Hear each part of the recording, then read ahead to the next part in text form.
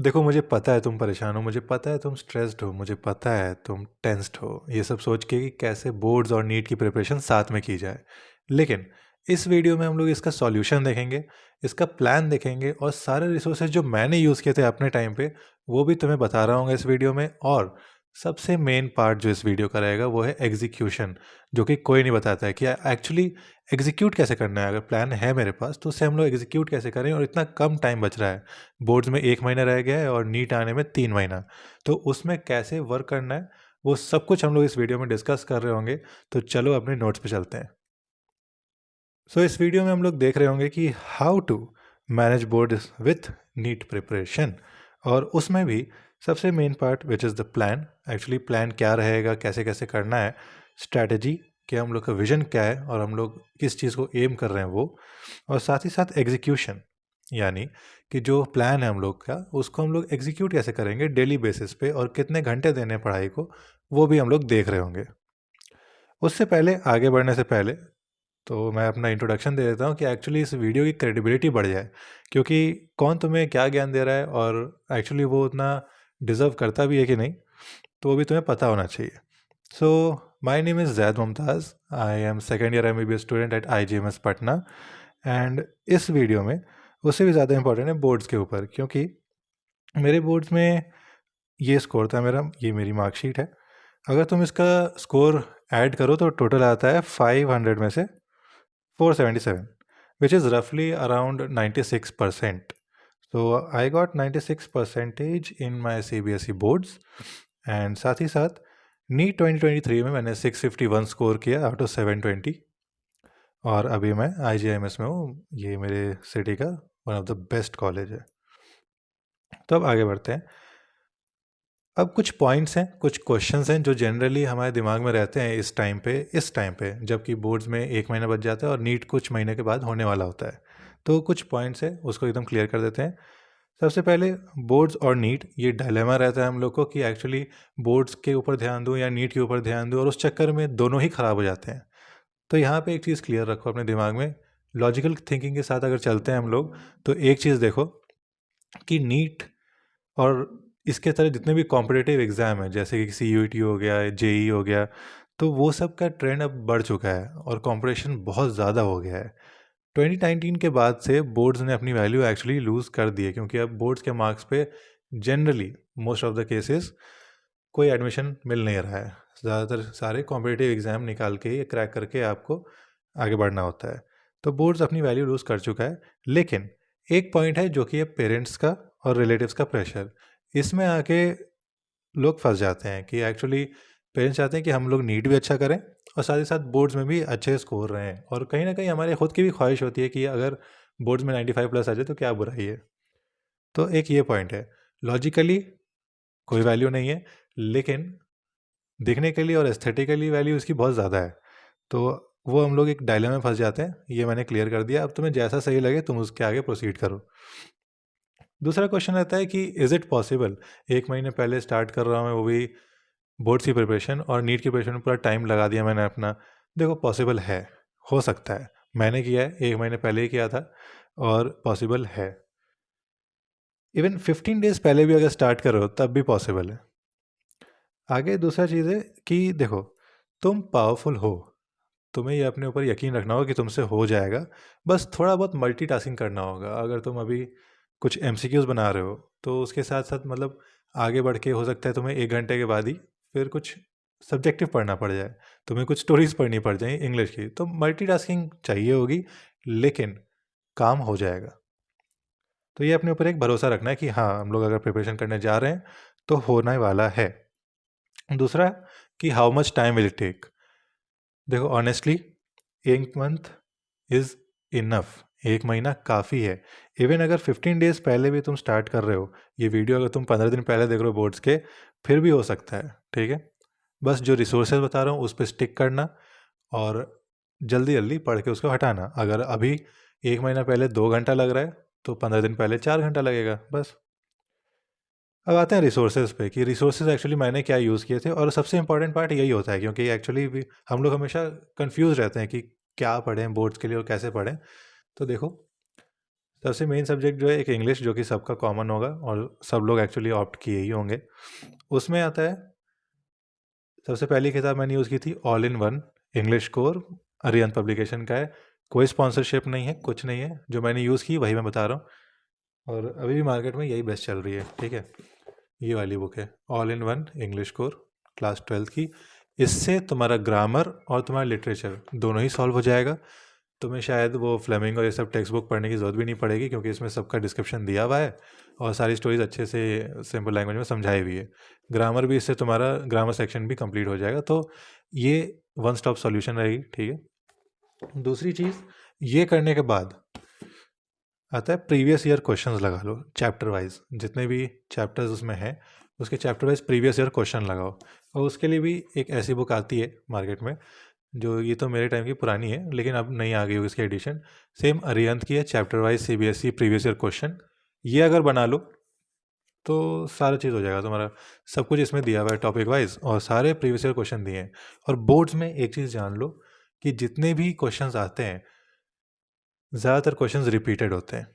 ठीक है, अगर 100 क्वेश्चन आ रहे हैं तो उसमें से 90 क्वेश्चन रिपीटेड ही आते हैं, या थोड़ा बहुत न्यूमेरिक वैल्यू चेंज करते हैं, कभी कभी तो न्यूमेरिक्स भी चेंज नहीं करते हैं वो लोग। तो इतना इजी होता है, तो उसके लिए टेंशन नहीं लेना है हम लोग को। इंग्लिश का मैंने रिसोर्सेज बता दी कि क्या क्या यूज़ किए थे, इसके अलावा कुछ नहीं किया था। हाँ, वो टेक्स्ट बुक जो थी उनको एक एक बार पढ़ा था, क्योंकि वो लाइंस अगर कोट कर दो तो ज़्यादा मार्क्स मिलते हैं। फिर आते हैं फिजिक्स, केमिस्ट्री और बायो पे। इसमें मैंने यही, जैसे इंग्लिश की ये वाली किताब दिखाई, वैसे ही मैंने इन तीनों के लिए भी सेम चीज़ ले ली थी प्रीवियस ईयर चैप्टर वाइज। क्योंकि किसी भी एग्ज़ाम के पीछे अगर तुम जा रहे हो तो तुमको उसको एक बार उस एग्ज़ाम को स्टडी करना ज़रूरी है। अगर बोर्ड्स की प्रिपरेशन तुम कर रहे हो तो तुमको जानना चाहिए कि बोर्ड्स में क्वेश्चन कैसे आते हैं। तुमने ऑलरेडी 10th दिया हुआ है, 12th भी सिमिलर ही होता है, बस प्रीवियस ईयर क्वेश्चन कुछ ज़्यादा ही रिपीट हो जाते हैं। तो फिज़िक्स के लिए मैंने सेम ली थी chapter wise previous year questions, क्योंकि हम लोग ये चीज़ जो फिज़िक्स केमिस्ट्री बायो में पढ़ रहे हैं अपनी नीट की प्रिपरेशन के लिए ऑलरेडी बहुत डेप्थ में बहुत अच्छे से पढ़ चुके हैं। ठीक है, बस अब ज़रूरत है तो हम लोग को उसको ब्रशअप करने की, कि एक प्रेजेंटेशन उसका कैसे अपने पेपर में अच्छा आ सके। मतलब कि अपने आंसर कॉपी में उस चीज़ को जो तुम जानते हो उसको बस तुम्हें प्रेजेंट करने सीखना है यहाँ पे बोर्ड्स एग्ज़ाम में। वैसे ही मैंने बायो के लिए भी सेम ली थी और केमिस्ट्री के लिए भी सेम। ठीक है, ये सब बुक्स इसलिए दिखा रहा हूँ क्योंकि एक ट्रस्ट डेवलप हो सके, और मैंने यूज़ की है इसलिए मेरे पास ये है भी। इसके बाद ये तो हो गया Arihant chapter wise previous year question. अगर तुम्हारे पास टाइम बचता है, जो कि आई गेस नहीं बचेगा, और ये थोड़ी सी एक्सटेंसिव बुक भी है, तो एग्ज़ाम आइडिया एक बुक आती है, वो भी देख सकते हो, ये वाली एग्ज़ाम आइडिया। ठीक है, इसमें इसकी एक अगर रीडिंग भी डाल लो तो वो भी बहुत बड़ी बात है, और उससे कुछ अलग अलग टाइप के जैसे क्वेश्चंस मिल जाते हैं। लेकिन ये तब जब तुम्हारे पास टाइम बच रहा है बोर्ड एग्जाम और फिर समझ नहीं आ रहा है क्या करें अब एक्स्ट्रा, तब ये लगा लो। ठीक है, लेकिन चैप्टर वाइज लगाओ।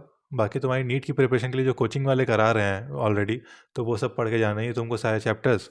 और मेन चीज़ है डेरिवेशंस, और जितने भी क्वेश्चंस हैं उनको सब्जेक्टिव फॉर्म में कैसे लिखें वो प्रैक्टिस ज़रूर कर लेना।